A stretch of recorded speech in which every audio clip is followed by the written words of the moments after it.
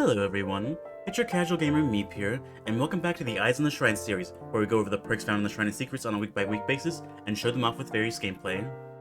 Before we begin, I'd like to say I am kind of sorry for more or less this video coming out more delayed than it normally is, mainly because over this past week I've gotten a new processor for my birthday, which is the 30th of August. And so, when we tried to put it in the first time, it kept getting us multiple problems, so we had to take more or less a few days to recalibrate and figure out what the real problem is, so hence why the delay in the video. So hopefully whenever this video is both being edited and rendering, hopefully the quality will be much more better. Because my goal is that with this new processor, it won't be bottlenecked during the rendering process, and so it'll render seamlessly like all other content creators seem to have. But with that, we're going to start with the perks. Starting with survivors, we have Appraisal, an Elodie teachable perk. You start the trial with 3 tokens. Each token allows you to research, aka rummage back through an open chest already, and you do it 80% faster. More or less, this perk is to give you an additional item with each token that you use. Basically, Appraisal is a great perk for item hunting, more or less. It also has great synergy with both Plunderer's Instinct, Ace in the Hole, and even Pharmacy. Because you're searching chests more and more, over time, you're bound to get the item that you're looking for, whether you're looking for a key, a strong medkit, or even a purple flashlight. There are some games, however, that you won't necessarily get the item that you're looking for, and because pulling items is RNG based, you're not necessarily guaranteed to get high quality items necessarily. You could be pulling both brown and yellow items all game. You could be pulling just all medkits. You could be pulling all keys. So yeah, there's a little inconsistency with this perk, however, it has a very niche effect, and it's very strong at what it does. Next up, we have Saboteur, a Jake teachable perk. Whenever a survivor is picked up, all hooks within 56 meters of the pickup location are highlighted to you in white. Saboteur also unlocks the ability to sabotage a hook for up to 30 seconds, after you completed the Sabo action for about 2.5 seconds, after which Saboteur is on cooldown for 60 seconds. In Dead by Daylight, sabotaging hooks is a sort of niche thing to do, and often requires your whole team to use it, or you to use other sabotage/protection hit related perks, such as both Breakout, Metal Man, and even Dead Hard, more or less. Saboteur is a good way to deal with Sabo Daylights and Archive challenges, if you don't want to bring a toolbox for them, necessarily.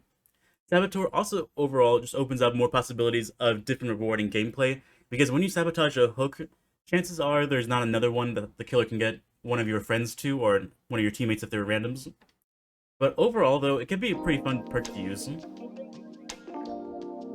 For killers this week, we have Hex Huntress's Lullaby. This is a hex perk where every time you hook a survivor, you gain a token, up to 5 tokens max. Each token effectively increases the delay between the audio notification of skill checks from when the skill check appears on your screen. At 5 tokens, the audio notification for skill checks is completely silent. Additionally, missed skill checks will also apply up to an additional 6% regression penalty for the missed skill checks. This perk is often ran in impossible skill checks builds with various killers, but like all hex perks, if you get a bad spawn location, or survivors know their totem spawns, this perk isn't going to last very long, as hexes can be broken at any point during the game. If you are able to get this perk up to 5 tokens though, it can help you slow down the game by survivors missing their skill checks, which will regress their progresses, and get them to more or less stop working on generators in order to go find the totem altogether. I would say overall it's a high-risk, medium reward kind of perk, but it also has great synergy with other perks including Hex Undying, Thrill of the Hunt, Unnerving Presence, Overcharge, and Oppression, just to name a few. The last perk of the week is a Michael Myers teachable, Play With Your Food. Play With Your Food is an obsession-based perk where each time you let the obsession escape from a chase, you gain a token. Each token increases your movement speed by up to 5%, with 3 tokens max being that you can earn. Anytime, however, you perform an offensive action, including using your basic M1 attacks, or using a power that damages survivors, you will lose a token per offensive action. Play With Your Food is one of those perks that's hard to pin down how much value you can get from it. It can also be time consuming to earn, as you also have a small cooldown between earning tokens, and it also relies on you finding your obsession early on in order to build up its power. I don't consider this a very useful perk on a lot of killers, however, it can be pretty rewarding on some of the ones that are more capable of using it effectively. For this week's shrine, it's been a bunch of niche perks, so recommendations are going to vary based off your desired playstyle. If you want to skip this week's perks, I understand completely, but otherwise, for survivors, I'm going to recommend Appraisal, as I think it's Elodie's best perk, and most consistent in its effect of providing you additional items. For killers, you should definitely get Hex Huntress's Lullaby, as it is her best perk overall. If you haven't used this perk in a long time, however, you should consider slapping it on for a few games just to see what you can do for it, especially if you have Doctor or Legion with Iridescent Button. And with that being said, we're going to move on to the gameplay.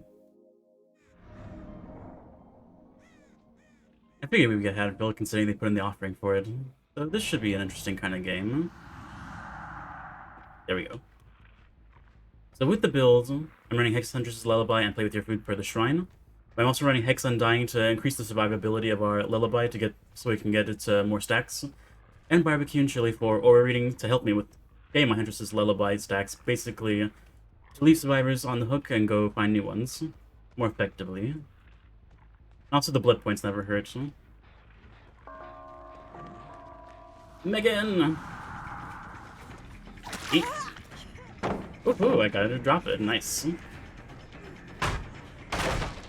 He's not the Obsession, so that's good to know. It appears to be one of the Feng Mins. Let's try something really dumb. It worked. Yep.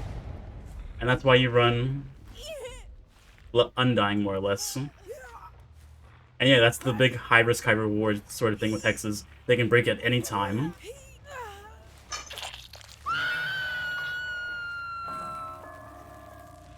But with that, we got one stack of Barbecue and Huntress's Lullaby, and we know where the next person is we want to chase.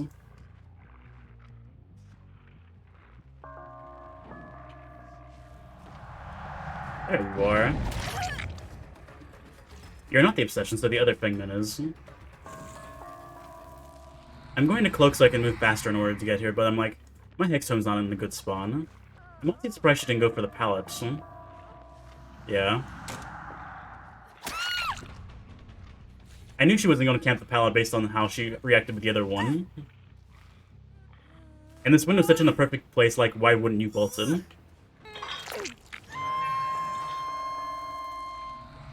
Also, there's something really satisfying about seeing your perks with tokens. They both increase at the same time, you know what I mean?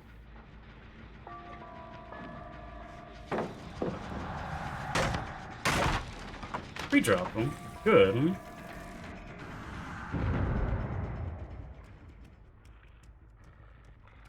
Meg's leaving the generator out right. I'm surprised about that. Or House of Pain, I should say. You want to go for the window, I bet.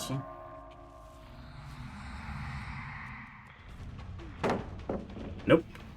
I predicted all wrong. They should be able to find the other Hex Totem pretty quickly, considering it's right next to a generator.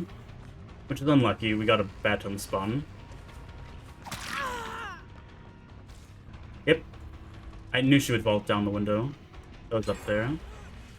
Hello, Meg. Goodbye, Meg. Kidding, I know you're only on second hook, you're fine. Unlucky. Here's the Obsession. But they're already on my Huntress's Lullaby from Barbecue and Chili's Aura Reading. Sad to see it go.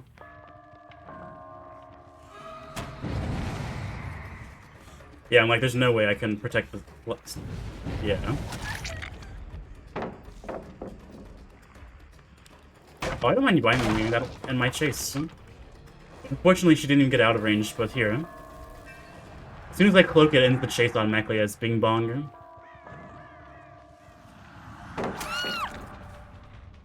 So I gained the stack, and as soon as I hit her, I lost the stack. But yeah, this time we were only able to get Huntress's Lullaby to 3 stacks.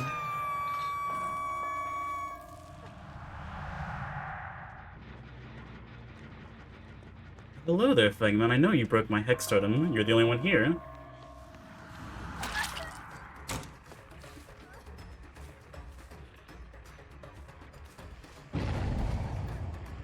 You gonna go for the window? Nope. Dang. I don't know why, but for whatever reason, I thought I could hit through one window into the other.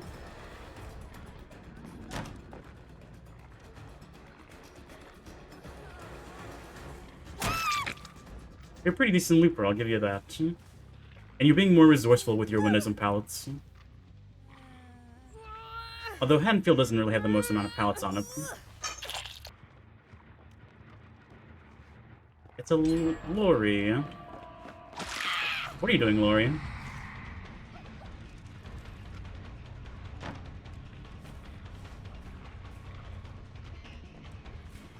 Did you go on the porch? You did, didn't you, huh? That's the only reason I was able to catch up to her right there. Otherwise, she would have made the window easily. I know the one person's over here, but I'll go after the unhooker.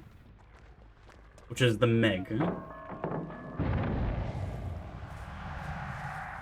And she is, in fact, on Death Hook, so let's get her out of the game since we have 2 generators left.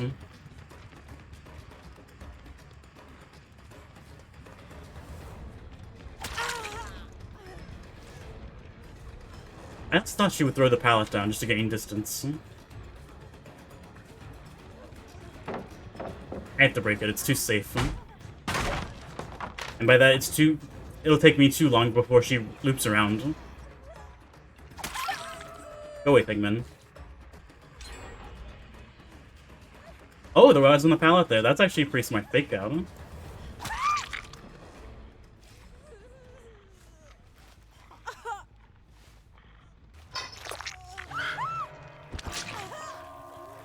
Although, honestly, we've been doing pretty well this game. I would say we've been playing pretty fairly. Let me check the back balcony first. Yep. It's not the obsession, though, however. Yeah, there's nothing I can do to stop her from getting the pallet.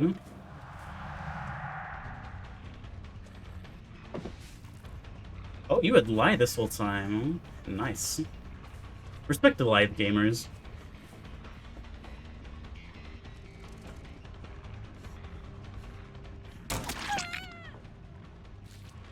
I'm trying to gauge her breathing so I can see which direction she's going, but I predicted incorrectly here. I don't think she's Iron Will, though. Yeah, I'm going to go ahead and cloak. I'm going to see if I can mind game her by cutting her off. And I did.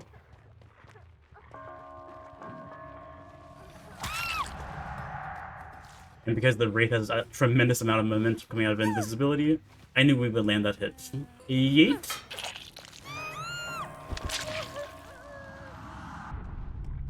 And then there were 2. Hey, Ray, what's up? In this particular game, we're not really relying on my perks because, well, needless to say, 2 of them were broken pretty quickly. And one of them just really hasn't been that situationally useful. This game's been mainly relying on my skill as a Wraith, although Wraith is pretty powerful. I have to uncloak her. Yeah. Did you really wait for me? A very bad decision on your part.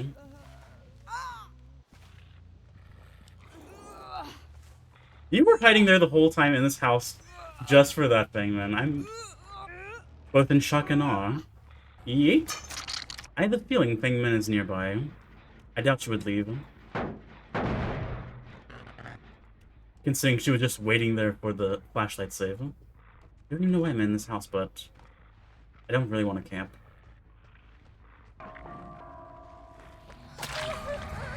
Awesome. I really wanted to hit the Fang more than the Lori. But I'm pretty sure with how this Fangman is playing... Yeah, then again. I'm pretty sure she has borrowed time if I had to check. Or if I had to guess, more or less. But I will check at the end game just to see if that was a good decision on my part. Nope, they didn't touch the generator. But I found the Lori. She's healing. She was healing somewhere around here. No, Lori, don't do it. Let's see if I can get a grab on her. Come on, Lori, go for the grab. You have to, otherwise she's dead regardless.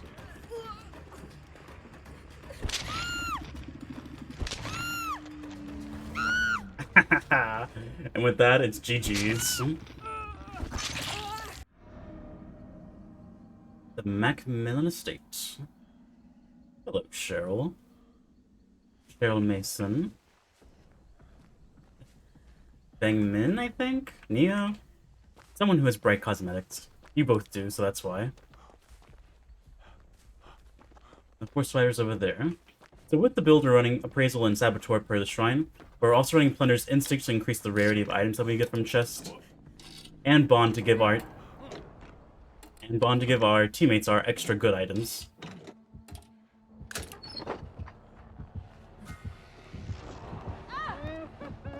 But you see, with Plunders and Appraisal, I still got a poopy brown medkit. Is it a rune? Here, oh, Nancy, let go. Let go. Okay, no ruin. That makes me happy. Oh. Oh, you didn't want me. What? Ooh, nice. Good job, Nancy. I'll take a hit. Then I'll run back towards the killer shack. Damn, unlucky. But with our... Yeah, here comes Saboteur. If I had to guess, he's probably coming to this totem. Or hook. If I were healthy, I would sabotage it, but I'm like, damn. I'm like... It's really risky to do it while injured. Now that we got our one item, we can rummage through and use a token from our appraisal. Oh, you just like to laugh at me, don't you, game? The green key is absolutely the best item in the whole game.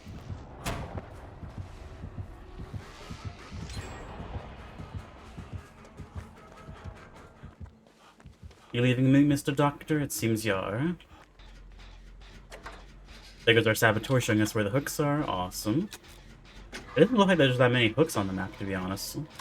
Like, they're all pretty spaced out, minus maybe those two over there that we saw.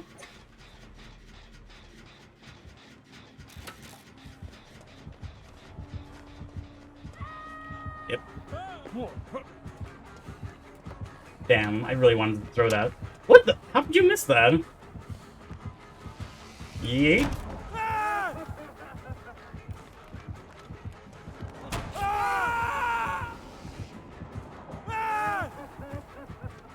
This doctor doesn't necessarily know his shock times that well, based on his inability to keep him from vaulting. I don't see your red stain, I'm like, it's on me. Oh, unlucky. But god, I really hate those doctor add-ons. I'm like, it really messes with you. Like, they're really good for mind games and stuff, like, to bail like Dead Heart, but damn, I'm like, then again, maybe I could set up for a Saboteur play. Ooh, you threw the God Palette. Okay, depending on where she goes, I can possibly sabotage the hook. Nancy, it's okay to go down, I'm like, but unfortunately these two hooks are pretty close to each other. This log pile and the hill. Okay, that person's working on the generator, thank God.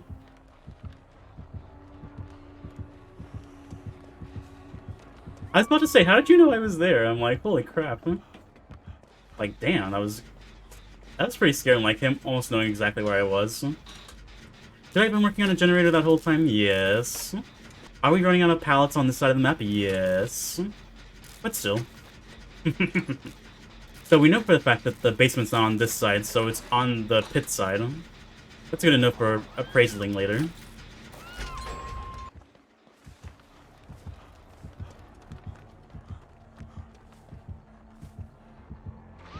Damn.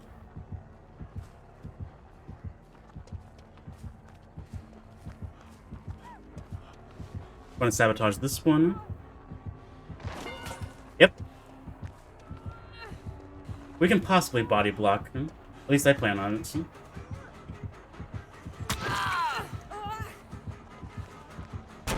it. Yep.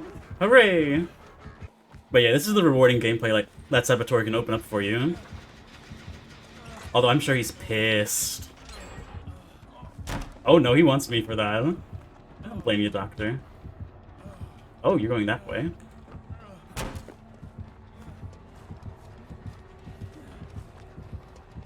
Doctor, doctor, you gotta break the breakable wall.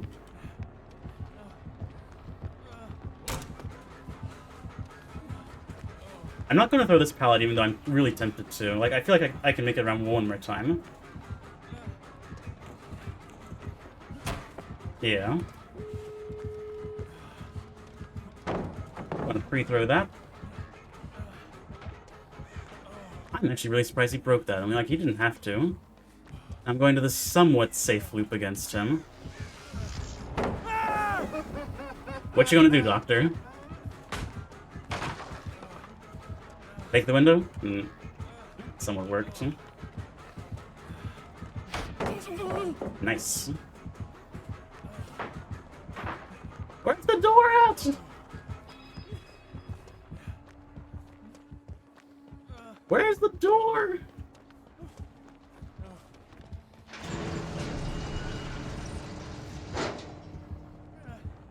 Does he have NOED? Check for NOED. Nope. Damn, 2 whiffs. But GG's, Doctor.